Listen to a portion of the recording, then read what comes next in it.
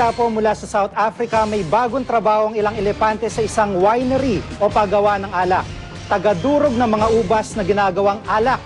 Pagkatapos linisin ang mga paa, diretso na mga elepante sa pag-apak sa toneladang ubas.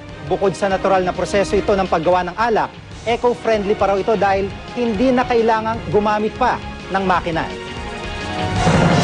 Magaling na po ang karamihan sa 20 tinamaan ng bulutong sa balot sa Tondo, Maynila. Pero 2 bata na naman ang nahawa. Nakatutok si Lia Manyala. Kahit hindi pa gumagaling ang kanyang bulutong, lumalabas na ng bahay ang 9 na taong gulang na si Edison at nakikipaglaro sa kanyang mga kaibigan. Hindi alintanang maaaring may mahawa sa kanya. Nasa labas mga kalaro. Baka mahawa mo sila. Nagkaroon na po yung mga yun eh. Ang 1 taong gulang na si John Michael, nahawa naman sa kanyang mga kalarong pinsan. 4 pa niyang pinsan at 1 kapatid ang pinangangambahang mahawa rin dahil sa isang bahay lang sila nakatira. Hindi ko naman po alam saan ilalagay yung ibang kapatid niya. Kaya magkasama pa rin. Alaga lang po sa gamot. Sa pagkakasakit ni na Edison at John Michael, umabot na sa 20 tao ang tinamaan ng bulutong dito sa Paulino Street sa Balot, Tondo, Maynila sa loob lamang ng 2 linggo.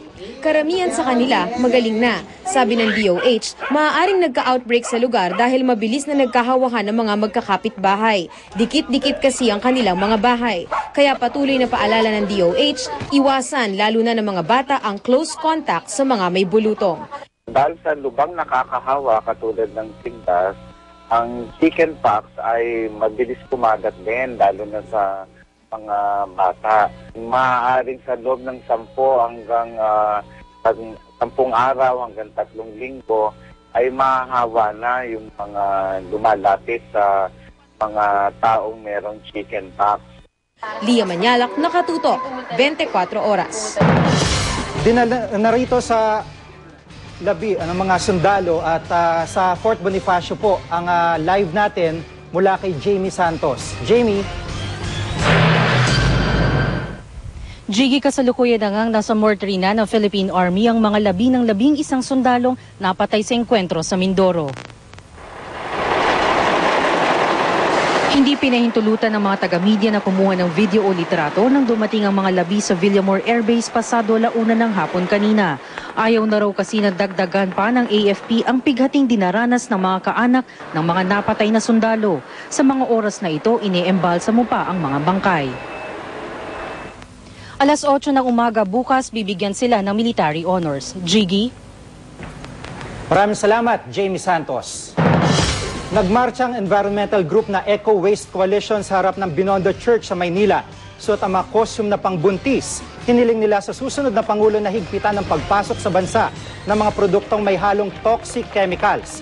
Ayon sa grupo, delikado sa mga buntis at kabataan ng mga may toxic chemicals, gaya ng mercury at lead.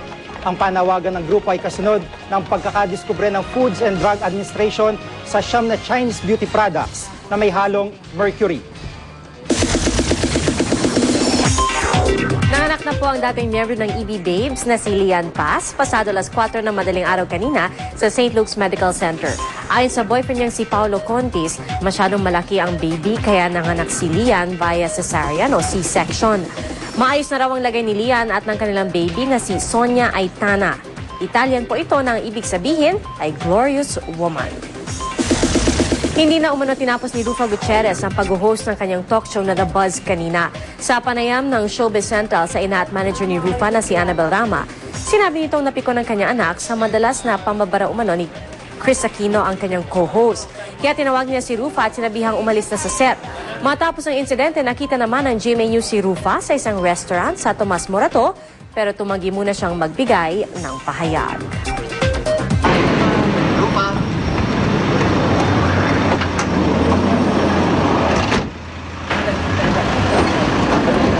Hindi po kayo mambasa. Sorry mo lang din batas, bye-bye. Sinubukan po namin hinga ng pahayag si Chris Aquino pero tumanggi muna siyang magsalita kaugnay sa issue. At yan po ang mga balitang aming tinutukan sa nakalipas na 24 oras. Maraming salamat sa inyong pagtitiwala. Mula sa tahanan ng katotohanan, ako po si PR Kanghel. Ako po si Jiggy Manicad at ito ang GMA. Walang kinikilingan, walang pinoprotektahan. Walang kasinungalingan, serbisyong totoo lamang.